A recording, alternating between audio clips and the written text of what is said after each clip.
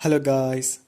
അപ്പോൾ fourth semester history of English language and ലിറ്ററേച്ചറിൻ്റെ exam date time ടേബിളൊന്നും വന്നിട്ടില്ല, ഒഫീഷ്യലി ഒന്നും അനൗൺസ് ചെയ്തിട്ടില്ല. അപ്പോൾ ഇന്ന് നമ്മൾ പഠിക്കാൻ പോകുന്നത് ലാംഗ്വേജ് ഫാമിലീസിൽ ഏറ്റവും ഇമ്പോർട്ടൻ്റ് ആയിട്ടുള്ള ഇൻഡോ യൂറോപ്യൻ ഫാമിലി.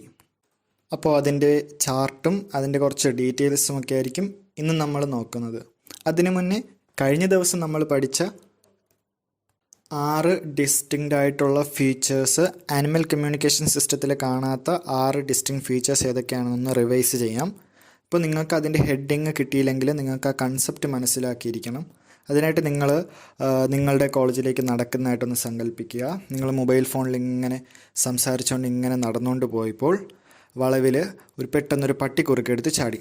അതിനു മുന്നേ നിങ്ങൾ ഫോണിൽ സംസാരിച്ചുകൊണ്ടിരുന്നത് കഴിഞ്ഞ ദിവസം നടന്ന കുറച്ച് കാര്യങ്ങൾ നിങ്ങൾ കൂട്ടുകാരുമായിട്ട് ഷെയർ ചെയ്യുകയായിരുന്നു. അപ്പോൾ അങ്ങനെ നോക്കുമ്പോൾ അവിടുത്തെ ഫസ്റ്റ് പ്രോപ്പർട്ടിയാണ് ഡിസ്പ്ലേസ്മെൻറ്റ്. അതായത് നിങ്ങൾക്ക് പാസ്റ്റ്, ഫ്യൂച്ചർ, പ്രസൻറ്റിനെ കുറിച്ച് സംസാരിക്കാൻ പറ്റും. അപ്പോൾ നിങ്ങളുടെ മുമ്പിലേക്ക് എടുത്ത് ചാടിയ പട്ടിക്ക് അങ്ങനെ ഒരു കഴിവില്ല. രണ്ടാമത്തെ പ്രോപ്പർട്ടി എന്ന് പറഞ്ഞാൽ പട്ടി നിങ്ങളുടെ കുറുകെ എടുത്ത് ചാടി, നിങ്ങൾ വായിൽ തോന്നുന്ന വിളിച്ചു പറയുന്നു. എന്നാൽ ആ പറയുന്നത് മറ്റേതെങ്കിലും ഒരു കൺട്രിയിലുള്ള ഒരാൾക്ക് മനസ്സിലാവണമെന്നുമില്ല. അതായത് ഒരു വാക്കിന് അതിൻ്റേതായിട്ടുള്ള എന്തോ ഒരു അർത്ഥതലങ്ങളുണ്ട്, പക്ഷേ അത് ഒരിക്കലും ഒന്ന് ഡിഫൈൻ ചെയ്യാനോ അല്ലെങ്കിൽ അതിന് ഒരു നാച്ചുറലായിട്ടൊരു ഡയറക്ഷൻ, ഒരു കണക്ഷനോ ഒന്നും നമുക്ക് പറയാൻ സാധിക്കത്തില്ല. പക്ഷേ പട്ടിയുടെ കേസിൽ അങ്ങനെയല്ല. പട്ടി അവർക്ക് സ്പെസിഫിക് ആയിട്ട് ഒരു സിറ്റുവേഷൻ വന്നാൽ സ്പെസിഫിക് ആയിട്ട് ഫിക്സഡ് ആയിട്ട് ലിമിറ്റഡ് സെറ്റ് ഓഫ് ഒരു ഫോം ഉണ്ടാവും. വോക്കലായിട്ടോ അല്ലെങ്കിൽ ഗെസ്ചറലായിട്ടോ ഉള്ള ഒരു സെറ്റ് ഓഫ് കമ്മ്യൂണിക്കേഷൻ സിസ്റ്റം ഉണ്ടാവും. അത് മാറാൻ പോകുന്നില്ല. പക്ഷെ മനുഷ്യൻ്റെ കേസിൽ അങ്ങനെയല്ല. അതാണ് ആർബിട്രറിനെസ്. അടുത്ത മൂന്നാമത്തെ പ്രോപ്പർട്ടി എന്ന് പറയുമ്പോൾ നിങ്ങൾ ഈ പട്ടി നിങ്ങളെ കാണുമ്പോൾ കുരയ്ക്കുമെന്ന്. അതായത് പട്ടിക്ക് കമ്മ്യൂണിക്കേറ്റ് ചെയ്യാനായിട്ട് ഫിക്സ്ഡ് ആയിട്ടുള്ള ഒരു സൗണ്ട് ആയിരിക്കും ഉണ്ടാവുന്നത്. അത് സ്പ്ലിറ്റ് ചെയ്യാൻ കഴിയത്തില്ല. ബൗ എന്ന് പറയുന്ന ഒരു സൗണ്ട് ആയിരിക്കും. പക്ഷേ അനിമൽസിൻ്റെ കേസിൽ അങ്ങനെയല്ല. ഇൻഡിവിജ്വൽ സൗണ്ട്സ് ഉണ്ട്. അതിനെ കണക്ട് ചെയ്തുകൊണ്ട് കമ്പൈൻ ചെയ്തുകൊണ്ട് പല വാക്കുകൾ സൃഷ്ടിക്കാൻ പറ്റും. പല മീനിങ്ങിലോട് കൂടിയുള്ള വാക്കുകൾ സൃഷ്ടിക്കാൻ പറ്റും. അതാണ് ഡുവാലിറ്റി അല്ലെങ്കിൽ ഡബിൾ ആർട്ടിക്കുലേഷൻ. ഇനി നിങ്ങൾ ആ ഒരു സിറ്റുവേഷൻ കഴിഞ്ഞ് നിങ്ങൾ കോളേജിലെത്തി നിങ്ങൾ കൂട്ടുകാരുമായിട്ട് ഇത് ഷെയർ ചെയ്തില്ല ഈ ഒരു എക്സ്പീരിയൻസ്. അത് നിങ്ങൾ എങ്ങനെയായിരിക്കും ഷെയർ ചെയ്യുന്നത്? ഇപ്പോൾ കോളേജിൽ വന്നിട്ട് എക്സ്പ്ലെയിൻ ചെയ്യുന്നതും വീട്ടിൽ പോയിട്ട് എക്സ്പ്ലെയിൻ ചെയ്യുന്നതും രണ്ടും രണ്ടായിരിക്കും. അതായത് നിങ്ങളുടെ സറൗണ്ടിങ് അല്ലെങ്കിൽ നിങ്ങളുടെ കൾച്ചർ, നിങ്ങൾ വളർന്നു വന്ന രീതി, ആ രീതിയിലായിരിക്കും നിങ്ങൾ ഈ ഒരു സംഭവം നിങ്ങൾ എക്സ്പ്ലെയിൻ ചെയ്യുന്നത്. അതാണ് ഒരു പ്രോപ്പർട്ടി കൾച്ചറൽ ട്രാൻസ്മിഷൻ. പട്ടികൾക്ക് അങ്ങനെയല്ല. പട്ടികൾക്ക് പോയി പറയാനായിട്ട് ഒരു രീതി ഉണ്ടാവും അവരുടെ പാരൻസുമായിട്ട്. പക്ഷെ നമുക്കങ്ങനെയല്ല. നമുക്ക് പല ലാംഗ്വേജസ് അറിയാം, അല്ലേ? അതാണ് കൾച്ചറൽ ട്രാൻസ്മിഷൻ. മറ്റൊരു പ്രോപ്പർട്ടി, നിങ്ങൾ നിങ്ങളുടെ കൂട്ടുകാർക്ക് എക്സ്പ്ലെയിൻ ചെയ്യുന്ന രീതി. നിങ്ങൾക്ക് ഒരു പോയം എഴുതിക്കൊണ്ടോ ഒരു കഥ എഴുതിക്കൊണ്ടോ നിങ്ങൾക്ക് ഇതിനെ എക്സ്പ്ലെയിൻ ചെയ്യാം. അതാണ് മറ്റൊരു പ്രോപ്പർട്ടി, പ്രൊഡക്ടിവിറ്റി, ക്രിയേറ്റിവിറ്റി അല്ലെങ്കിൽ ഓപ്പൺ എൻഡ്നെസ്. അടുത്തത് നിങ്ങൾക്കറിയാം, ഈ ഒരു പോയം നിങ്ങൾ എങ്ങനെ എഴുതുന്നത്? ആൽഫബറ്റ്സ് ഒക്കെ ഉപയോഗിച്ചിട്ടായിരിക്കും അല്ലേ പോയം എഴുതുന്നത്? പട്ടികളെ കൊണ്ട് അങ്ങ് പറ്റുമോ? ഇല്ല.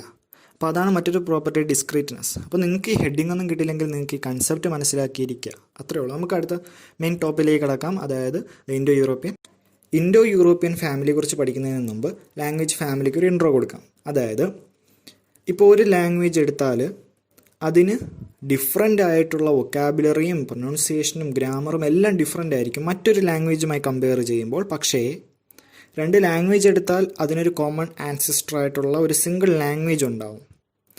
അങ്ങനത്തെ കുറേ ലാംഗ്വേജുകൾ കൂടി ചേർന്നിട്ടാണ് ഒരു ലാംഗ്വേജ് ഫാമിലി ഉണ്ടാവുന്നത്. അങ്ങനെ ലാംഗ്വേജ് ഫാമിലി എങ്ങനെയാണ് ഉണ്ടാവുന്നത്? Through process of divergent development. അതായത് ഒരു സിംഗിൾ ലാംഗ്വേജിൽ നിന്ന് കുറേ ഡിവൈഡ് ചെയ്ത് ഡൈവേർജ് ചെയ്ത് 2-3 ലാംഗ്വേജ് ഉണ്ടാവുന്നു. അങ്ങനെയാണ് ലാംഗ്വേജ് ഫാമിലീസ് ഉണ്ടാവുന്നത്.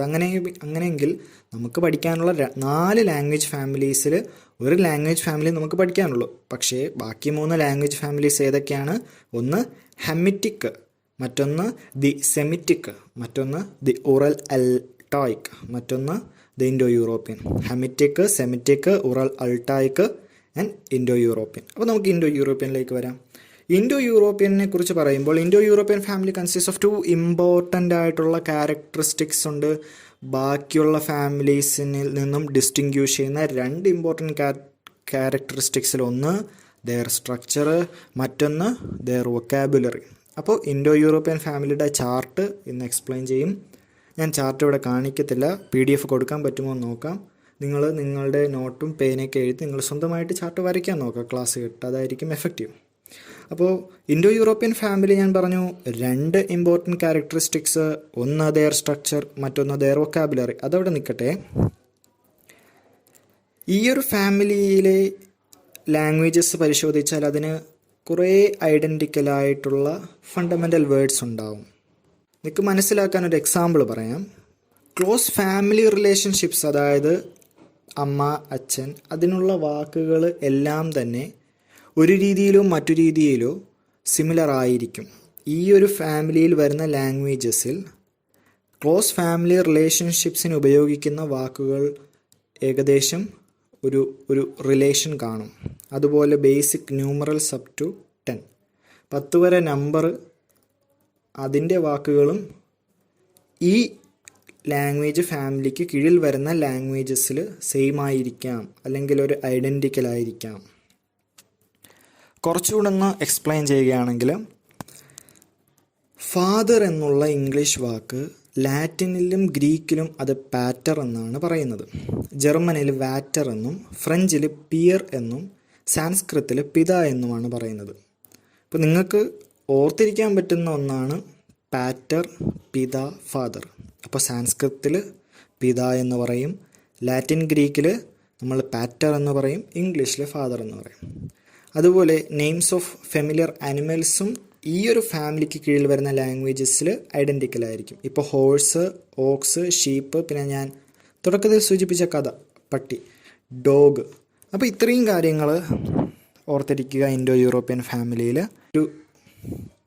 അപ്പോൾ ഞാൻ പറഞ്ഞു, ഒരു ഫാമിലിക്ക് കീഴിൽ വരുന്ന കുറേ ലാംഗ്വേജസിന് ഒരു കോമൺ ആൻസിസ്റ്റർ ആയിട്ടുള്ള ഒരു സിംഗിൾ പാരൻ്റ് ലാംഗ്വേജ് ഉണ്ടാവും എന്ന് ഞാൻ പറഞ്ഞു അല്ലേ. അപ്പോൾ ആ ഒരു പാരൻ്റ് ലാംഗ്വേജ് ആര്യൻ ആവാം. ഇപ്പോൾ ഞാനിപ്പോൾ ഇവിടെ English, Latin, Greek, German, French, Sanskrit പറഞ്ഞു. ഈ ലാംഗ്വേജസ് എല്ലാം തന്നെ ഒരു സിംഗിൾ പാരൻ്റ് ലാംഗ്വേജിൽ നിന്ന് വന്നതാണ്. അപ്പോൾ അതിൻ്റെ ഡീറ്റെയിൽസ് ഇനി പഠിക്കും, ചാർട്ട് പഠിക്കും, ഇൻഡോ യൂറോപ്യൻ ഫാമിലിയുടെ ചാർട്ട് പഠിക്കും. അപ്പോൾ നിങ്ങൾക്ക് ഇതെല്ലാം വളരെ ക്ലിയർ ആയിട്ട് മനസ്സിലാവും. അപ്പോൾ ഞാൻ പറഞ്ഞത് English, Latin, Greek, German, French, സാൻസ്ക്രിറ്റിനെല്ലാം തന്നെ കോമൺ ഒരു ആൻസിസ്റ്റർ ആയിട്ടുള്ള ഒരു പാരൻ്റ് ആയിട്ടുള്ള ഒരു സിംഗിൾ ലാംഗ്വേജ് ഉണ്ടാവും. അപ്പോൾ അത് ആര്യൻ ആവാം, ഇൻഡോ ജർമാനിക് ആവാം, പ്രോട്ടോ യൂറോപ്യൻ ആവാം, ഇൻഡോ യൂറോപ്യൻ ആവാം. എന്താവാം? ആര്യൻ ആവാം, അല്ലെങ്കിൽ ഇൻഡോ ജർമാനിക് ആവാം, പ്രോട്ടോ യൂറോപ്യൻ ആവാം, ഇൻഡോ യൂറോപ്യൻ ആവാം. Indo European parent single language ആണ് ഏറ്റവും ബെസ്റ്റ്. കാരണം ഇൻഡോ യൂറോപ്യൻ ഫാമിലിയിലുള്ള language it covers most of languages of India, Europe. അതുകൊണ്ട് തന്നെ ഇൻഡോ യൂറോപ്യൻ ആണ് ഇതിൻ്റെ കോമൺ ആൻസിസ്റ്റർ എന്ന് നമുക്ക് പറയാം. ഏതിൻ്റെ? English, Latin, Greek, German, French, Sanskrit. അപ്പോൾ അതവിടെ നിൽക്കട്ടെ. ഇൻഡോ യൂറോപ്യൻ ഫാമിലി എന്ന് പറയുമ്പോൾ നിങ്ങളുടെ മനസ്സിലേക്ക് ഓടിയെത്തേണ്ടത് ഇതാരാണ് സംസാരിച്ചിരുന്നത്? 3000-3500 BC കാലഘട്ട സമയത്ത് ഇൻഡോ യൂറോപ്യൻ സംസാരിച്ചിരുന്നത് നൊമാഡിക് ട്രൈബുകളായിരുന്നു. ഒരു ട്രൈബിൻ്റെ പ്രത്യേകത എന്താണ്? അവരൊരു സ്ഥലത്ത് നിൽക്കത്തില്ല. ഒരു നിശ്ചിത കാലയളവിന് ശേഷം അവർ ഒരു സ്ഥലത്ത് നിന്ന് മറ്റൊരു സ്ഥലത്തേക്ക് ചേക്കേറും. അങ്ങനെയാണെങ്കിൽ ദി ട്രൈബ്സ് എന്ത് ചെയ്തു? എവിടെയുള്ളതാണ്? സെൻട്രൽ ഏഷ്യയിലുള്ള നൊമാഡിക് ട്രൈബ്സ്. കുറച്ചുകൂടി ഒന്ന് ഫോക്കസ് ചെയ്ത് പറയുകയാണെങ്കിൽ അറൗണ്ട് ബ്ലാക്ക് സീക്ക് ചുറ്റും താമസിച്ചിരുന്ന സെൻട്രൽ ഏഷ്യയിലുള്ള നൊമാഡിക് ട്രൈബ്സ് 3000-3500 BC കാലഘട്ടം ആ സമയത്ത് സംസാരിച്ചിരുന്ന ഒരു ലാംഗ്വേജാണ് ഇൻഡോ യൂറോപ്യൻ ലാംഗ്വേജ്. അപ്പോൾ ഈ ട്രൈബുകൾ സ്പ്ലിറ്റായി, സമയം ഇങ്ങനെ ഡ്യൂ കോഴ്സ് ഈ ട്രൈബ് സ്പ്ലിറ്റായി, അവർ പുതിയ പാസ്റ്റേഴ്സും അറാബിളായിട്ടുള്ള ലാൻഡും കണ്ടുപിടിക്കാനായിട്ട്, ഫെർട്ടൈലായിട്ടുള്ള ലാൻഡ് കണ്ടുപിടിക്കാനായിട്ട് അവർ സ്പ്ലിറ്റായി. അങ്ങനെ കോണ്ടിനെൻ്റ് ഓഫ് യൂറോപ്പ്, ഏഷ്യ അവർ സ്പ്ലിറ്റായി. അങ്ങനെയാണ് ഇൻഡോ യൂറോപ്യൻ ഫാമിലിയിൽ നിന്ന് കുറേ ലാംഗ്വേജസ് ഉണ്ടാവുന്നത്. ഡിഫറെൻ്റ് ആയിട്ടുള്ള ഡയലക്റ്റുകൾ ഉണ്ടാവുന്നു അല്ലേ. അങ്ങനെ ആ ഡിഫറെൻ്റ് ഡയലക്റ്റിൽ നിന്നുമാണ് പിന്നീട് ഒരു പാരൻ്റ് ഇൻഡിപെൻഡൻ്റ് ആയിട്ടുള്ള ഒരു ലാംഗ്വേജ് ഉണ്ടാവുന്നത്. അതിന് എക്സാമ്പിളാണ് Sanskrit, Latin. Sanskrit in east, Latin in west. അപ്പോൾ സാൻസ്ക്രിറ്റ് പരിശോധിച്ചാൽ നിങ്ങൾക്ക് എന്തിൻ്റെ ഒരു അംശം അതിൽ കാണാൻ പറ്റും? ഇൻഡോ യൂറോപ്യൻ്റെ ഒരു അംശം കാണാം. ലാറ്റിൻ പരിശോധിച്ചാൽ നിങ്ങൾക്ക് എന്ത് കാണാം? ഇൻഡോ യൂറോപ്യൻ്റെ ഒരു അംശം കാണാം. നമുക്കിനി ചാർട്ടിലേക്ക് കിടക്കണം. അതിന് മുമ്പ് ഒരു ചെറിയൊരു ഇൻട്രൊഡക്ഷൻ. ആ ചാർട്ട് എങ്ങനെയാണ് പോകുന്നത്. ഇൻഡോ യൂറോപ്യൻ ഫാമിലിക്ക് 8 ബ്രാഞ്ച് ഉണ്ട്. പക്ഷേ ഇൻഡോ യൂറോപ്പിനെ 2 ഗ്രൂപ്പായിട്ടാണ് ഡിവൈഡ് ചെയ്തേക്കുന്നത്. 8 ബ്രാഞ്ചിനെ കുറിച്ച് നമുക്ക് അടുത്ത സെഗ്മെൻറ്റിൽ പഠിക്കാം. ആദ്യം ഈ 2 ഗ്രൂപ്പ് ഏതൊക്കെയാണ് ഇൻഡോ യൂറോപ്യൻ ഫാമിലിയുടെ? ഒന്ന് സാറ്റം അല്ലെങ്കിൽ ഈസ്റ്റേൺ, മറ്റൊന്ന് സെൻറ്റം അല്ലെങ്കിൽ വെസ്റ്റേൺ. ഞാനിവിടെ ഗ്രാഫ് തരുന്നില്ല, ചാർട്ട് തരുന്നില്ല. നിങ്ങളൊന്നീ വരച്ചെടുക്കുക. ഇൻഡോ യൂറോപ്യൻ എന്ന ഹെഡിങ് കൊടുക്കൂ. 2ആയിട്ട് ഡിവൈഡ് ചെയ്യൂ. ഒന്ന് സാറ്റം അല്ലെങ്കിൽ ഈസ്റ്റേൺ ഗ്രൂപ്പ്, സെൻറ്റം അല്ലെങ്കിൽ വെസ്റ്റേൺ ഗ്രൂപ്പ്. ഇനി എങ്ങനെയാണ് ഈ ഒരു 2 ഗ്രൂപ്പിനെ ഡിവൈഡ് ചെയ്തത്? എന്തിൻ്റെ ബേസിസിലാണ്? ഒന്ന് വെല്ലാർ കോൺസണൻസ് ആയിട്ടുള്ള കെ ആൻഡ് ഗ എന്ന് പറയുന്ന 2 കോൺസണൻസിൻ്റെ ഷിഫ്റ്റ് വെച്ചിട്ടാണ് ഈ ഒരു ഡിവിഷൻ നടന്നിരിക്കുന്നത്. നിങ്ങൾ ആലോചിക്കുന്നുണ്ടാവും എന്താണ് വെല്ലാർ കോൺസണൻസ്. അതായത് നിങ്ങൾ ക ആൻഡ് ഗ ഒന്ന് പ്രൊനൗൺസ് ചെയ്ത് നോക്കൂ. നിങ്ങളുടെ നാക്കിൻ്റെ മുകൾ ഭാഗം നിങ്ങളുടെ സോഫ്റ്റ് ആയിട്ടുള്ള മുകളിലത്തെ പാലറ്റിലേക്ക് മുട്ടുന്നുണ്ട്. Back side of the tongue ആണ്. Back side of the tongue എവിടെയാണ് തട്ടുന്നത്? Up side of the soft palate. അതാണ് വെല്ലാർ കോൺസണൻസ് ഗ ഷിഫ്റ്റ്. അതായത് ഈസ്റ്റേൺ ഗ്രൂപ്പും വെസ്റ്റേൺ ഗ്രൂപ്പും, അതാണ് 2 ഗ്രൂപ്പും. ഈസ്റ്റേൺ ഗ്രൂപ്പിന് മറ്റൊരു പേരാണ് സാറ്റം, വെസ്റ്റേൺ ഗ്രൂപ്പിൻ്റെ മറ്റൊരു പേരാണ് സെൻറ്റം. അതൊന്നും സാറ്റം സെൻറ്റം ഓർമ്മയില്ലെങ്കിലും ഈസ്റ്റും വെസ്റ്റും ഓർത്തിരിക്കുക. വെസ്റ്റേൺ കൾച്ചർ എന്നൊക്കെ പറയത്തില്ലേ, അതാണ് വെസ്റ്റേൺ ഗ്രൂപ്പിൽ നമുക്ക് വരുന്നതാണ് ലാറ്റിൻ ലാംഗ്വേജ് ഒക്കെ. ഈസ്റ്റേൺ ഗ്രൂപ്പ് നമ്മുടെ സാൻസ്ക്രിത് ഒക്കെ വരുന്നത് ഈസ്റ്റേൺ ഗ്രൂപ്പിലാണ്. നമസ്കാരം. History of English language text ബുക്കിലെ 1ാമത്തെ മൊഡ്യൂളിലെ ദ നേച്ചർ ഓഫ് ലാംഗ്വേജ് എന്ന ചാപ്റ്ററിലെ ഇൻഡോ യൂറോപ്യൻ ഫാമിലിയുടെ ഫ്ലോ ചാർട്ടും അതിൽ വരുന്ന ഈസ്റ്റേൺ ഗ്രൂപ്പിൻ്റെയും വെസ്റ്റേൺ ഗ്രൂപ്പുമാണ് ഇവിടെ പറയുന്നത്. നമ്മളാദ്യം ഈ ഇൻഡോ യൂറോപ്യൻ ഫാമിലിയുടെ ആ ചാർട്ട് പഠിക്കുകയാണെങ്കിൽ നമുക്ക് ഈസ്റ്റേൺ ഗ്രൂപ്പിനെ പറ്റിയും വെസ്റ്റേൺ ഗ്രൂപ്പിനെ പറ്റിയും വളരെ പെട്ടെന്ന് തന്നെ മനസ്സിലാക്കാനും പഠിക്കാനും സാധിക്കുന്നതാണ്. ഇൻഡോ യൂറോപ്യൻ ഫാമിലിയിൽ 8 ബ്രാഞ്ചസ് ആണുള്ളത്. 8 ബ്രാഞ്ചസും സബ് ഡിവിഷൻസായിട്ട് തിരിയുന്നുണ്ട്. മെയിനായിട്ട് 2ആയിട്ടാണ് ഇതിനെ ക്ലാസിഫൈ ചെയ്തിട്ടുള്ളത്. ഈസ്റ്റേൺ അല്ലെങ്കിൽ സാറ്റം ഗ്രൂപ്പും ആൻഡ് സെൻറ്റം അല്ലെങ്കിൽ വെസ്റ്റേൺ ഗ്രൂപ്പും. ഈ ഒരു ക്ലാസിഫിക്കേഷൻ നടന്നിട്ടുള്ളത് വേളാർ കൺസണൻസ് ആയിട്ടുള്ള കെ ആൻഡ് ജി അതിൻ്റെ ബേസിസിലാണ്. അപ്പോൾ നമുക്ക് ചാർട്ടിലേക്ക് കിടക്കാം. ഈസ്റ്റേൺ ഗ്രൂപ്പിൻ്റെ കീഴിൽ 4 ബ്രാഞ്ചസ് വരുന്നുണ്ട്. അതേപോലെ തന്നെ വെസ്റ്റേൺ ഗ്രൂപ്പിൻ്റെ കീഴിലും 4 ബ്രാഞ്ചസ് വരുന്നുണ്ട്. ആദ്യം ഈസ്റ്റേൺ ഗ്രൂപ്പ് നമുക്ക് നോക്കാം. ഇറാനിയൻ, അർമേനിയൻ, അൽബേനിയൻ, ബാൾട്ടോസ്ലാവണിക്, ഇങ്ങനെ 4ആയിട്ടാണ് ഈസ്റ്റേൺ ഗ്രൂപ്പിൻ്റെ ബ്രാഞ്ചസ് ഉള്ളത്. ഏതൊക്കെയാണ്? Indo Iranian, Armenian, Albanian and Balto Slavonic. ഇതിൽ സബ് ഡിവിഷൻസ് വരുന്നത് ഇൻഡോ ഇറാനിയനും ബാൾട്ടോസ്ലാവനിക്കിനും മാത്രമാണ്. അത് നമുക്ക് ഓർത്തു വയ്ക്കാനും എളുപ്പമാണ്. കാരണം അർമേനിയനും അൽബേനിയനും ഒറ്റ സിംഗിളായിട്ടുള്ള ഒരു വേർഡ് മാത്രമാണ്. പക്ഷേ Indo Iranian, Indian and Iranian, അതുപോലെ തന്നെ ബാൾട്ടോസ്ലാവണിക്, ബാൾട്ടിക് ആൻഡ് സ്ലാവണിക്, അങ്ങനെ പെട്ടെന്ന് തന്നെ നമുക്ക് മനസ്സിലാക്കാൻ സാധിക്കുന്നതാണ്. അപ്പോൾ ആദ്യം ഇൻഡോ ഇറാനിയൻ ഇന്ത്യനും ഇറാനിയനുമായിട്ട് 2 ഡിവിഷൻസ് ഉണ്ട്. അതിൽ ഇന്ത്യനിൽ ആദ്യം വരുന്നത് ക്ലാസിക്കൽ സാൻസ്ക്രിറ്റ് ആണ്. അതിനുശേഷം ഡെവലപ്പ് ചെയ്യുന്നതാണ് പ്രാകൃത്. അതിൻ്റെയും അവസാനം മറാത്തി, ഒറിയ, ഹിന്ദി, പഞ്ചാബീസ്, അങ്ങനെ ഒരുപാട് ലാംഗ്വേജസ് വരുന്നുണ്ട്. ഇത് നമുക്ക് പഠിക്കാൻ ഏറ്റവും എളുപ്പമുള്ളതാണ്. നമുക്കറിയാം ഇന്ത്യയിലെ ഏറ്റവും പ്രാചീനമായിട്ടുള്ള ലാംഗ്വേജ് എന്ന് പറയുന്നത് ക്ലാസിക്കൽ സാൻസ്ക്രിറ്റ് ആണ്. അതിൻ്റെ ഒപ്പം തന്നെ വളർന്നു വരുന്ന ഒരു ലോക്കൽ ഡയലക്റ്റാണ് പ്രാകൃത് എന്ന് പറയുന്നത്. ഈ ലോക്കൽ ഡയലക്റ്റിൽ നിന്നാണ് ഇന്ന് നമ്മൾ യൂസ് ചെയ്യുന്ന ഹിന്ദി, ഒറിയ, മറാത്തി, പഞ്ചാബി, ഉറുദു തുടങ്ങിയിട്ടുള്ള ഭാഷകൾ ഉണ്ടായിട്ടുള്ളത്. അപ്പോൾ ഇൻഡോ ഇറാനിയൻ 2 ബ്രാഞ്ചസ് ഉണ്ട്. അതിലൊന്നാണ് ഇന്ത്യയിൽ നമുക്ക് അറിയാവുന്നതാണ് ക്ലാസിക്കൽ സാൻസ്ക്രിറ്റ് ആണ് ആദ്യം ഉണ്ടാവുന്നത്. അതിൻ്റെ ഒപ്പം തന്നെ ഉണ്ടാവുന്ന ഒരു ലോക്കൽ ഡയലക്റ്റാണ് പ്രാകൃത്. ആ പ്രാകൃത് നിന്ന് ഡെവലപ്പ് ആയിട്ടുള്ളതാണ് ഇന്ന് നമ്മൾ യൂസ് ചെയ്യുന്ന ഹിന്ദി, ഒറിയ, മറാത്തി തുടങ്ങിയുള്ള ലാംഗ്വേജസ്. അപ്പോൾ ഇന്ത്യൻ നമ്മൾ മനസ്സിലാക്കി. അപ്പോൾ ഇൻഡോ ഇറാനിയനിൽ ഇന്ത്യൻ പോയി കഴിഞ്ഞാൽ ബാക്കി ഇറാനിയനിൽ ആകെ ഒറ്റ ഡിവിഷനാണ് വരുന്നുള്ളൂ. അതിലിവിടെ 3 ലാംഗ്വേജ് കൊടുത്തിട്ടുണ്ട്: ബാലൂച്ചി, കുർദിഷ്, പേർഷ്യൻ. ബലൂചിസ്ഥാനിൽ യൂസ് ചെയ്യുന്ന ബാലൂച്ചി എന്ന ലാംഗ്വേജ്, അതുപോലെ തന്നെ കുർദിഷ് ആൻഡ് പേർഷ്യൻ. ഒരു 2 തവണ നമുക്ക് റിപ്പീറ്റ് ചെയ്താൽ പഠിക്കാവുന്നുള്ളൂ. ഇൻഡോ ഇറാനിയൻ രണ്ട് ഡിവിഷൻ ഉണ്ട്. അതിൽ ഇന്ത്യനിൽ വരുന്നത് ക്ലാസിക്കൽ സാൻസ്ക്രിത്, പ്രാകൃത്, മറാത്തി, ഒറിയ, ഹിന്ദി എക്സെട്ര. ഇറാനിയനിൽ 3 വരുന്നുള്ളൂ: ബലൂച്ചി, കുർദിഷ്, പേർഷ്യൻ. അടുത്ത അർമീനിയൻ, അതുപോലെ തന്നെ അൽബേനിയൻ. ഇതിന് രണ്ടിനും സബ് ഡിവിഷൻസ് ഇല്ല. പിന്നെ ഉള്ളത് ഏതിനാണ്? ബാൾട്ടോ സ്ലാവണിക്. ആ പേരിൽ നിന്ന് തന്നെ നമുക്ക് 2 ഡിവിഷൻസ് ഐഡൻറ്റിഫൈ ചെയ്യാൻ പറ്റും: ബാൾട്ടിക്കും സ്ലാവണിക്കും. ഇതിൽ ബാൾട്ടിക്കിന് 2 ഡിവിഷൻസ് ഉണ്ട്: ലെറ്റിഷും ലിത്വാനിയനും. സ്ലാവണിക്കിന് ഒരൊറ്റ ഡിവിഷനേ ഉള്ളൂ. അതിൽ വരുന്ന languages Russian, check, polish etcetera. ഒന്നുകൂടെ നോക്കാം. ബാൾട്ടോ സ്ലാവണിക്ക് 2 ഡിവിഷൻസ് ഉണ്ട്: ബാൾട്ടിക്കും സ്ലാവണിക്കും. ആ പേരിൽ നിന്ന് നമുക്ക് മനസ്സിലാവുന്നതാണ് ബാൾട്ടിക്കും സ്ലാവണിക്കും. ഈ ബാൾട്ടിക്ക് 2 ഡിവിഷൻസ് ഉണ്ട്: ലിത്വാനിയനും ലെറ്റിഷും. സ്ലാവനിക്കിന് ഒറ്റ ഡിവിഷനേ ഉള്ളൂ. അതിൽ വരുന്നതാണ് റഷ്യൻ, ചെക്ക്, പോളിഷ് എക്സെട്ര. അപ്പോൾ ഈസ്റ്റേൺ ഗ്രൂപ്പ് നമുക്ക് നോക്കാം. ഈസ്റ്റേൺ ഗ്രൂപ്പിൽ 4 ഡിവിഷൻസ് ആണ്. അതിൽ ഇൻഡോ ഇറാനിയൻ, അർമേനിയൻ, അൽബേനിയൻ, ബാൾട്ടോ സ്ലാവണിക്.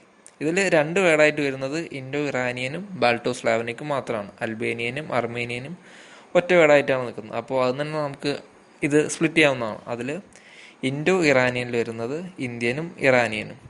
ഇന്ത്യൻ്റെ കാര്യം നമുക്കറിയാവുന്നതാണ്. അതിൽ ക്ലാസിക്കൽ സാൻസ്ക്രിറ്റ്, ഇന്ത്യയിലെ ആദ്യത്തെ ലാംഗ്വേജായ ക്ലാസിക്കൽ സാൻസ്ക്രിറ്റ്, അതിൽ നിന്ന് ഒരു ലോക്കൽ ഡയലക്റ്റ്, അതാണ് പ്രാകൃത്. ഈ പ്രാകൃതിൽ നിന്നാണ് പിന്നെ മറാത്തി, ഒറിയ, ഹിന്ദി തുടങ്ങിയിട്ടുള്ള ലാംഗ്വേജസ് ഉണ്ടാകുന്നത്. ഇറാനിയനിൽ വരികയാണെങ്കിൽ അതിനാകെ ഒരു ഡിവിഷനേ വരുന്നുള്ളൂ. അതിൽ 3 languages Baluchi, Kurdish, Persian etcetera. ഇനി ബാൾട്ടോ സ്ലാവണിക്കിൽ വരുമ്പോൾ നമുക്കറിയാം ബാൾട്ടിക്കും സ്ലാവണിക്കും ആയിട്ട് രണ്ടും രണ്ടായിട്ട് മാറുന്നു. ഈ ബാൾട്ടിക്കിൽ വരുന്നത് 2 ലാംഗ്വേജസാണ്, 2 ഡിവിഷൻസാണ്. ഒന്ന് ലിത്വാനിയനും മറ്റത് ലെറ്റിഷും. സ്ലാവണിക്കിൽ 3 ലാംഗ്വേജസ് പറയുന്നുണ്ട്: റഷ്യൻ, ചെക്ക്, പോളിഷ്. അത് വേണമെങ്കിൽ നമുക്ക് CPR എന്ന് ആലോചിച്ച് വയ്ക്കാവുന്നതാണ്: ചെക്ക്, പോളിഷ്, റഷ്യൻ, CPR. സ്ലാവനിക്കിൽ വരുന്ന 3 ഭാഷ CPR, ചെക്ക്, പോളിഷ്, റഷ്യൻ. അപ്പോൾ ഈസ്റ്റേൺ ഗ്രൂപ്പ് നമ്മൾ പഠിച്ചു. അടുത്തത് വെസ്റ്റേൺ ഗ്രൂപ്പ്. ഈസ്റ്റേൺ ഗ്രൂപ്പിലെ പോലെ തന്നെ 4 ഡിവിഷൻസാണ് വെസ്റ്റേൺ ഗ്രൂപ്പിലുള്ളത്. അതിൽ ഫസ്റ്റ് വൺ സെൽറ്റിക്, രണ്ടാമത്തത് ഗ്രീക്ക് ഓർ ഹെലനിക്, മൂന്നാമത്തത് ഇറ്റാലിക്, നാലാമത്തത് പ്രിമിറ്റീവ് ജർമാനിക് ഓർ ട്യൂട്ടാനിക്. അപ്പോൾ നമുക്ക് നോക്കാം. സെൽറ്റിക്കിന് 3 ഡിവിഷൻസാണ് വരുന്നത്. ഒന്നാമത്തത് ഗോളിഷ് ഓർ ഗാലിക്, രണ്ടാമത്തത് ബ്രിട്ടാനിക്, മൂന്നാമത്തത് ഗെയിലിക്. ഇതിന് സബ് ഡിവിഷൻസ് ഒന്നും വരുന്നില്ല. അപ്പോൾ ഇത് 3 പേര് മാത്രം പഠിച്ചു വെച്ചാൽ മതി. സെൽറ്റിക്കിൻ്റെ കീഴിൽ വരുന്നത് ഗോളിഷ് അല്ലെങ്കിൽ ഗാലിക്, രണ്ടാമത്തത് ബ്രിട്ടാനിക്, മൂന്നാമത്തത് ഗെയിലിക്. ഒന്നുകൂടെ നമുക്ക് പറയാം. സെൽറ്റിക്കിൽ വരുന്നത് 3 ഡിവിഷനാണ്: ഗോളിഷ് അല്ലെങ്കിൽ ഗാലിക്, ബ്രിട്ടാനിക് ആൻഡ് ഗെയിലിക്. അപ്പോൾ വെസ്റ്റേൺ ഗ്രൂപ്പിലെ ഫസ്റ്റ് ഡിവിഷൻ നമ്മൾ പഠിച്ചു സെൽറ്റിക്. സെൽറ്റിക്കിൽ 3 വരുന്നത്: ഗോളിഷ് അല്ലെങ്കിൽ ഗാലിക്, ബ്രിട്ടാനിക്, ഗെയിലിക്. രണ്ടാമത്തത് ഗ്രീക്ക് ഓർ ഹെലനിക്, അതിന് സബ് ഡിവിഷൻസ് ഒന്നും വരുന്നില്ല. മൂന്നാമത്തത് ഇറ്റാലിക് ആണ്. ഇറ്റലിയിൽ നമുക്ക് പറയുമ്പോൾ തന്നെ ഓർമ്മ വരുന്നത് റോമാണ്. അപ്പോൾ റോമിൽ യൂസ് ചെയ്തിട്ടുണ്ടായിരുന്ന ഏറ്റവും പഴയ ലാംഗ്വേജ് ലാറ്റിനാണ്. അപ്പോൾ ഇറ്റാലിക്കിൽ നോർമലി എന്തായാലും ആദ്യം വരുന്നത് ക്ലാസിക്കൽ ലാറ്റിൻ. അത് കഴിഞ്ഞ് അവിടുത്തെ കോമൺ പീപ്പിൾ യൂസ് ചെയ്തിട്ടുണ്ടായിരുന്ന വൾഗർ ലാറ്റിൻ. അതിനും ശേഷമാണ് റൊമാൻസ് ലാംഗ്വേജസ് ഉണ്ടാവുന്നത്. ഇത് പഠിക്കാൻ വളരെ സിമ്പിളാണ്. ഇറ്റാലിക് എന്ന് പറയുന്നതിന് നമുക്ക് ഓർമ്മ വരേണ്ട ഏതാണ്? റോമിൽ use ചെയ്തിട്ടുണ്ടായിരുന്ന classical Latin.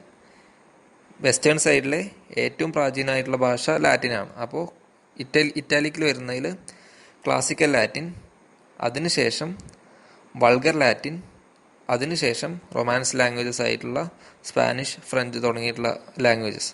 Romance languages എന്ന് എഴുതിയാൽ മതി. അപ്പോൾ ഏതൊക്കെയാണ് ഇറ്റാലിക്കിൽ വരുന്നത്?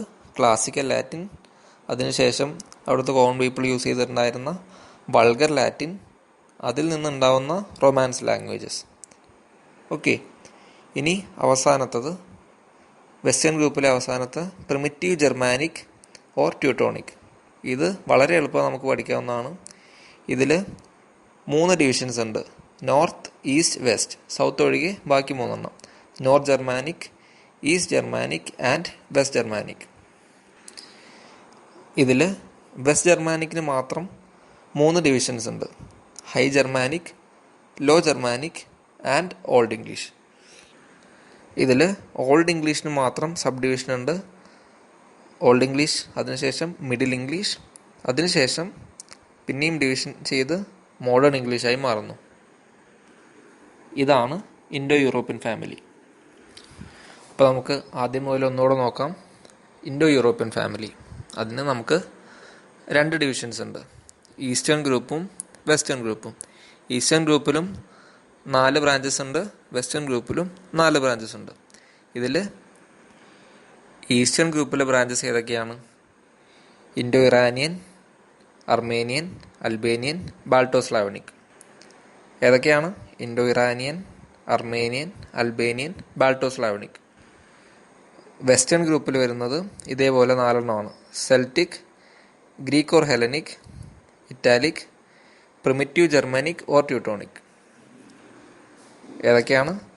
Celtic, Greek or Hellenic, Italic, primitive Germanic or Teutonic.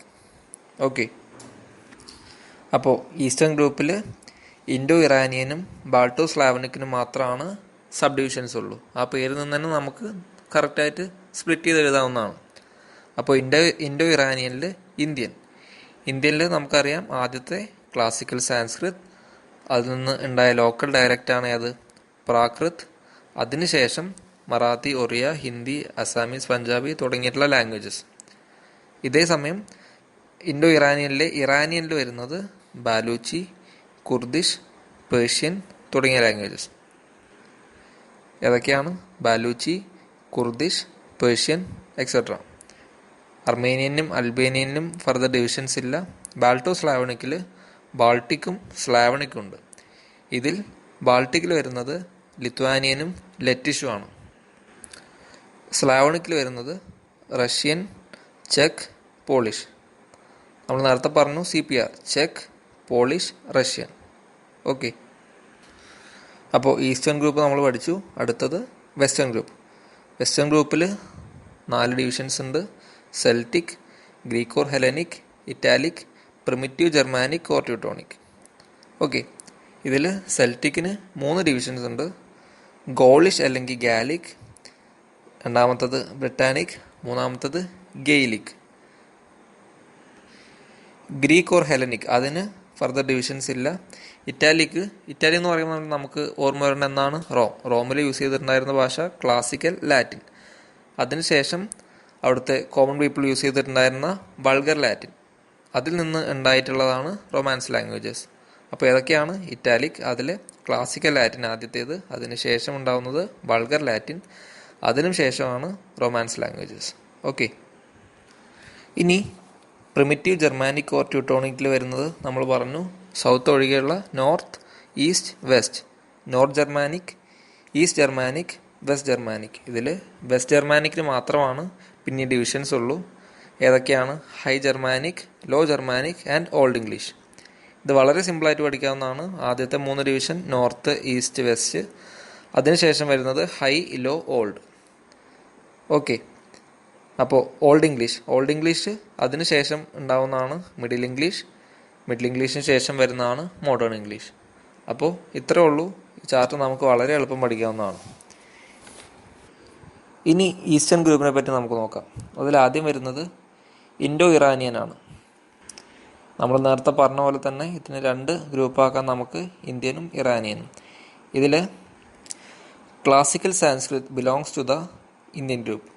Classical Sanskrit is a later form of Vedic Sanskrit in which the Vedas were written. Indian Vedas write ചെയ്തിട്ടുണ്ടായിരുന്ന വേദിക് സാൻസ്കൃതിൽ നിന്നാണ് classical Sanskrit ഉണ്ടാവുന്നത്. മിഡീവൽ യൂറോപ്പിൽ ലാറ്റിൻ എങ്ങനെയാണോ അതുപോലെയാണ് ഇന്ത്യയിൽ ക്ലാസിക്കൽ സാൻസ്ക്രിറ്റ്. ഇന്നും ആ ലാംഗ്വേജിനെ പറ്റി ഒരുപാട് സ്റ്റഡീസ് നടന്നുകൊണ്ടിരിക്കുകയാണ്. പക്ഷേ സാൻസ്ക്രിറ്റ് ഇന്നൊരു ഡെഡ് ലാംഗ്വേജായി മാറിയിരിക്കുകയാണ്. കാരണം അത് ഇന്നാരും യൂസ് ചെയ്യുന്നില്ല. It's not a spoken language now. ഈ ക്ലാസിക്കൽ സാൻസ്ക്രിറ്റിൻ്റെ കൂടെ തന്നെ വളർന്നു വന്ന ഒരു ലോക്കൽ ഡയലക്റ്റാണ് പ്രാകൃത്. നമ്മൾ നേരത്തെ പഠിച്ചു. അതിൽ നിന്നാണ് ഹിന്ദി, ഉറുദു, ഒറിയ, ബംഗാളി, അസാമീസ്, മറാത്തി, പഞ്ചാബി, കാശ്മീരി, നേപ്പാളി തുടങ്ങിയ ലാംഗ്വേജസ് ഉണ്ടായിട്ടുള്ളത്. പിന്നെ ശ്രീലങ്കയിൽ യൂസ് ചെയ്യുന്ന സിൻഹാലീസ് എന്ന് പറയുന്ന ലാംഗ്വേജ്, അത് ഇന്ത്യയിൽ അല്ലെങ്കിൽ കൂടി ഇന്ത്യൻ ലാംഗ്വേജ് ആയിട്ടാണ് അറിയപ്പെടുന്നത്. അപ്പോൾ ഇൻഡോ ഇറാനിൽ ഇനി അടുത്തത് ഇറാനിയൻ. ഇറാനിയനിൽ നമ്മൾ ഏതൊക്കെയാണെന്ന് പഠിച്ചു. Persian, Kurdish, Baluchi. അതിൻ്റെ കൂടെ വരുന്നത് അഫ്ഗാനിസ്ഥാനിൽ യൂസ് ചെയ്യുന്ന അഫ്ഗാൻ, അതുപോലെ തന്നെ അവസ്ഥ എന്ന് പറയുന്ന ലാംഗ്വേജും ഇറാനിയനിൽ വരുന്നതാണ്. അപ്പോൾ ആദ്യത്തേത് കഴിഞ്ഞു. ഇനി അടുത്തത് Albanian. Albanian is a language of ancient Illyria. It is spoken northwest of Greece on the eastern coast of Adriatic. Ancient ഇല്ലീരിയയുടെ ലാംഗ്വേജ് ആണ് അൽബേനിയൻ. അതെവിടെയാണ് യൂസ് ചെയ്യുന്നത്? North west of Greece on the eastern coast of Adriatic. അതങ്ങനെ തന്നെ കാണാതെ പഠിക്കാൻ വേണം. അപ്പോൾ ഈസ്റ്റേൺ ഗ്രൂപ്പിലെ മൂന്നാമതായിട്ട് വരുന്നത് അർമേനിയൻ ആണ്. അർമേനിയൻ ഭാഷ കേട്ടുവരുന്നത് in a small area south of the Caucasus mountains and the eastern end of the Black Sea. ഈ സ്ഥലങ്ങളിലാണ് അർമേനിയൻ ഭാഷ കേട്ടുവരുന്നത്. ഹിസ്റ്റോറിക്കലും തിയോളജിക്കലുമായിട്ടുള്ള ഒരുപാട് ലിറ്ററേച്ചർ അർമേനിയൻ ഭാഷയിൽ ഉണ്ടായിട്ടുണ്ട്. കൗക്കാസസ് മൗണ്ടനിലും അതുപോലെ തന്നെ eastern end of black sea. പേര് ഓർത്തു വയ്ക്കുക. അപ്പോൾ ഈസ്റ്റേൺ ഗ്രൂപ്പിലെ അവസാനത്തെ ബാൾട്ടോ സ്ലാവനിക്, അത് രണ്ട് ഗ്രൂപ്പാണ് നമ്മൾ നേരത്തെ പറഞ്ഞ പോലെ, ബാൾട്ടിക്കും സ്ലാവനിക്കും. അതിൽ ബാൾട്ടിക്കിൽ വരുന്നത് പ്രഷ്യൻ, ലിത്വാനിയൻ, ലറ്റിഷ്. ഇതിലെ ലിത്വാനിയൻ എന്ന് പറയുന്ന ലാംഗ്വേജിന് വളരെയധികം ഇമ്പോർട്ടൻസ് ഉണ്ട്. Lithuanian is important because it is very conservative by nature and has preserved some of the Indo-European features which have disappeared from the other languages. ബാക്കി ലാംഗ്വേജിൽ നിന്ന് ഡിസപ്പിയർ ആയിക്കൊണ്ടിരിക്കുന്ന ഇൻഡോ യൂറോപ്യൻ ഫീച്ചർ ലിത്വാനിയൻ ലാംഗ്വേജിൽ ഇന്നും നിലനിൽക്കുന്നുണ്ട്. അതുകൊണ്ടാണ് അതിനൊരു കൺസർവേറ്റീവ് നേച്ചർ ഉണ്ട് എന്ന് പറയുന്നത്. ഓക്കെ, സ്ലാവണിക്കിൽ നമ്മൾ നേരത്തെ പറഞ്ഞ പോലെ തന്നെ CPR, അതിൻ്റെ കൂടെ ബൾഗേറിയനും സെർബിയനും കൂടെ വരുന്നുണ്ട്. CPR ഏതൊക്കെയാണ്? ചെക്ക്, Polish, Russian, Bulgarian and Serbian. Okay, അപ്പോൾ ഈസ്റ്റേൺ ഗ്രൂപ്പ് കഴിഞ്ഞു. ഏതൊക്കെയാണ് നമ്മൾ പഠിച്ചത്? Indo Iranian, Albanian, Armenian, Balto Slavonic. അടുത്ത നമ്മൾ വെസ്റ്റേൺ ഗ്രൂപ്പിലേക്ക് കിടക്കുകയാണ്. വെസ്റ്റേൺ ഗ്രൂപ്പിൽ ഇതിൽ ആദ്യം കൊടുത്തിരിക്കുന്നത് ഹെലനിക് ഓർ ഗ്രീക്ക്. ഗ്രീക്കിൽ ഒരുപാട് ഡയലക്ട്സ് ഉണ്ടായിരുന്നു. Attic, Ionic, Doric, Aeolic. പക്ഷേ ഇതിൽ ഏറ്റവും പ്രശസ്തമായിരുന്നത് ആറ്റിക് ആയിരുന്നു. കാരണം എയ്തൻസിൽ യൂസ് ചെയ്തിട്ടുണ്ടായിരുന്ന ഒരു ഡയലക്റ്റ് ആയിരുന്നു ആറ്റിക്. അതുകൊണ്ട് തന്നെ it owed it supremacy to the dominant political and cultural position of Athens. അതുകൊണ്ടാണ് എയ്റ്റിക്കിന് ഇത്രയും ഇമ്പോർട്ടൻസ് കിട്ടിയത്. അടുത്തത് ഇറ്റാലിക്കാണ്. ഇറ്റാലിക്കിലും ഇതുപോലെ തന്നെ ഒരുപാട് ഡയലക്ട്സ് ഉണ്ടായിരുന്നു. അതിൽ പ്രധാനമായിട്ടും ഓസ്കാൻ, ഉംബ്രിയാൻ ആൻഡ് ലാറ്റിൻ. ഇതിൽ നമുക്ക് സംശയമൊന്നുമില്ല, language of Rome, Latin, the language of Rome was the chief of these dialects.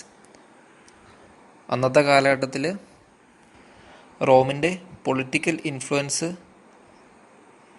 വളരെ വലുതായിരുന്നു. അതുകൊണ്ട് തന്നെ ഓസ്കാനും ഉംബ്രിയാൻ ഡയലക്ട്സൊക്കെ ഇല്ലാതായി. പിന്നെ റോമൻ എംപയറിൻ്റെ extension, with the extension of Roman empire, Latin was carried to many parts of Europe. The various languages which represent the survival of Latin in the different parts of Roman empire are known as Romance or Romaine languages. അങ്ങനെ Roman empire യൂറോപ്പിൽ പരക്കെ spread ചെയ്തു. അതിൽ നിന്ന് romance languages ഉണ്ടായി. പക്ഷേ ഈ Romance languages ഉണ്ടായത് ക്ലാസിക്കൽ ലാറ്റിൻ നിന്നായിരുന്നില്ല, but the vulgar Latin, which was the language spoken by the masses. സാധാരണക്കാർ സംസാരിച്ചുകൊണ്ടിരുന്ന ബൾഗർ ലാറ്റിൻ നമ്മൾ നേരത്തെ പറഞ്ഞു, അതിൽ നിന്നാണ് റൊമാൻസ് ലാംഗ്വേജസ് ആയിട്ടുള്ള French, Italian, Spanish, Portuguese, Romanian എന്നീ റൊമാൻസ് ലാംഗ്വേജസ് ഉണ്ടായത്. അപ്പോൾ ഗ്രീക്കും ഇറ്റാലിക്കും കഴിഞ്ഞു. അടുത്തത് സെൽറ്റിക്. സെൽറ്റിക് നമ്മൾ നേരത്തെ പറഞ്ഞ തന്നെയാണ്. At the beginning of Christian era Celtic was widely diffused over Europe. Christian എറയുടെ തുടക്കത്തിൽ സെൽറ്റിക് വളരെ പോപ്പുലർ ആയിരുന്നു യൂറോപ്പിൽ. But today Celtic survives in languages spoken by the minorities in the British Isles. British ഐലേഴ്സിലെ മൈനോറിറ്റി ആൾക്കാർ മാത്രം സംസാരിക്കുന്ന language ആയിട്ട് സെൽറ്റിക് മാറി. സെൽറ്റിക് നമ്മൾ നേരത്തെ പഠിച്ച പോലെ തന്നെ 3 ഡിവൈഡ് ചെയ്തിട്ടുണ്ട്. ഒന്നാമത്തത് ഗൗളിഷ് അല്ലെങ്കിൽ ഗാലിക്, ദ ലാംഗ്വേജ് ഓഫ് ഗൗൾ. രണ്ടാമത്തത് ബ്രിട്ടാനിക്. ആംഗ്ലോ സാക്സൺ ഇൻവേഷൻ്റെ മുമ്പായിട്ട് ബ്രിട്ടനിൽ സംസാരിച്ചുകൊണ്ടിരുന്ന സെൽറ്റിക്, അതിനെയാണ് ബ്രിട്ടാനിക് എന്ന് പറയുന്നത്. മൂന്നാമത്തത് Gaelic, which includes Scottish Gaelic, Irish Gaelic and Manx. അപ്പോൾ സെൽറ്റിക് കഴിഞ്ഞു. അടുത്തത് primitive Germanic or Teutonic. This is the most important. ഈ ഇൻഡോ യൂറോപ്യൻ ഫാമിലിയിൽ ഏറ്റവും ഇമ്പോർട്ടൻ്റ് ആയിട്ടുള്ള branch primitive Germanic or Teutonic ഇതാണ്. ഇത് 3 ഡിവിഷൻസ് ഉണ്ട്. നമ്മൾ നേരത്തെ പഠിച്ചു. സൗത്ത് ഒഴികെയുള്ള north Germanic, east Germanic, west Germanic. ഇതിൽ ഏതിനാണ് 3 ഉള്ളത്? നമ്മൾ പഠിച്ച പോലെ തന്നെ വെസ്റ്റ് ജർമാനിക്കിനാണ് പിന്നെ 3 ഡിവിഷൻസ് ഉള്ളത്. നോർത്ത് ജർമാനിക്കിനെ പറ്റി പറയുകയാണെങ്കിൽ modern languages like Swedish, Danish, Norwegian and Icelandic ഇതൊക്കെ നോർത്ത് ജർമാനിക്കിൽ പെടുന്നതാണ്. ഈസ്റ്റ് ജർമാനിക്കിൽ വരുന്നത് ഗോത്തിക്കും ബർഗണ്ടിയനുമാണ്. ഈ ലാംഗ്വേജസ് ട്രാൻസ്ലേഷൻസ് ഓഫ് ക്രിസ്ത്യൻ ഗോസ്പൽസിൻ്റെ ട്രാൻസ്ലേഷൻസ് ആണ്. നേരത്തെ പറഞ്ഞ പോലെ തന്നെ വെസ്റ്റ് ജർമാനിക്ക് 3 ഡിവൈഡ് ചെയ്യുന്നുണ്ട്: High German, Low German and old English. ഇതിൽ High German from which we have modern German High ജർമ്മനിൽ നിന്ന് വരുന്നതാണ്. ലോ ജർമ്മനിൽ നിന്നാണ് ഡച്ച്. ആൻഡ് ഓൾഡ് ഇംഗ്ലീഷ്, ഈ ഓൾഡ് ഇംഗ്ലീഷിൽ നിന്നാണ് മിഡിൽ ഇംഗ്ലീഷും അതിനുശേഷം മോഡേൺ ഇംഗ്ലീഷും ഉണ്ടായത്. അപ്പോൾ ഇതോടെ അവസാനിക്കുകയാണ്. നമ്മൾ ഇൻഡോ യൂറോപ്യൻ ഫാമിലിയുടെ ചാർട്ടും അതുപോലെ തന്നെ ഈസ്റ്റേൺ ഗ്രൂപ്പിനെ പറ്റിയും വെസ്റ്റേൺ ഗ്രൂപ്പിനെ പറ്റിയാണ് ഇപ്പോൾ പഠിച്ചത്. I think it will be helpful to everyone. Thank you.